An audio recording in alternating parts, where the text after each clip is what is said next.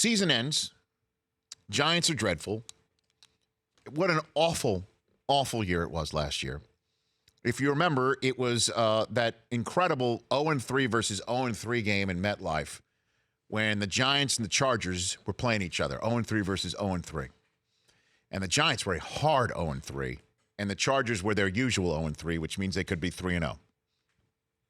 And then every single wide receiver they have on the roster goes down for invariable amounts of time. Brandon Marshall's now in Seattle. Sterling Shepard came back, and we saw Odell go down, and that was it. All she wrote. Ben McAdoo gets bounced in the most dreadful handling of a all-time great franchise quarterback, certainly for a franchise that knows how to treat its all-time great players more often than not. Awful season, wind up second overall, and in the process of figuring out what to do next and hiring a new coach in Pat Shurmur, there was so much talk coming out of New Jersey, coming out of Giants camp and the front office, that Odell Beckham was available for a trade.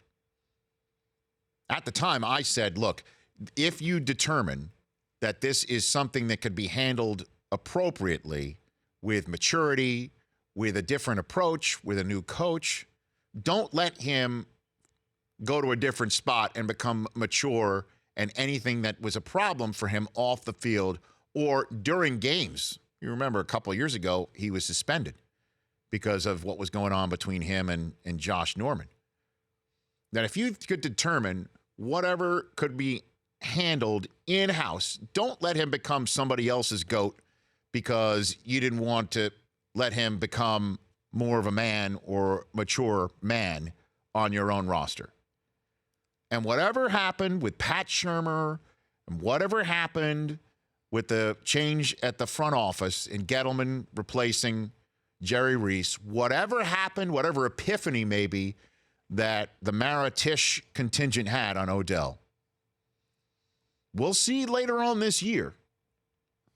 But based on past on-field performance and based on what he means in the New York market and what he means to a younger generation and the number of fans he puts in the seats and the number of times that your game and your team and your jersey gets watched because this guy's on someone's fantasy team, and don't laugh about that. When we hear all the time about ratings in the NFL and they're flattening or they're not this or they're not that, part of that is because a different generation of fans are getting interested in the game where their team is not named one of the 32 franchises in the NFL. Their team their team is named Natural Yeast. Natural Yeast. Their team is named Touch of the Vermeil. It's their fantasy team. And if I'm running a team and I'm an owner and I'm in the front office and I want my team to be winning and relevant and profitable, you need somebody like Odell Beckham. He's on everybody's fantasy team. He's got your team on national television because everybody wants to see another one of those crazy-ass one-handed catches. And if you have determined that whatever was creating turbulence can be handled with a new regime or just waiting out whatever immaturity issues might be at play, then you got to do what the Giants did with Odell and what Odell in return did. How many times do you see somebody saying, I want to get paid and I'm not showing up? And again, I don't know what's going on with Khalil Mack and the Raiders. But to hear Ian Rappaport say what shocked us when Schefter first reported it this month, that he and Gruden haven't even talked? And Ian Rappaport's like, well, what's Khalil Mack going to say? The only thing that needs to be said is with your checkbook. Odell Beckham showed up at every single one of the offseason situations. You didn't work out.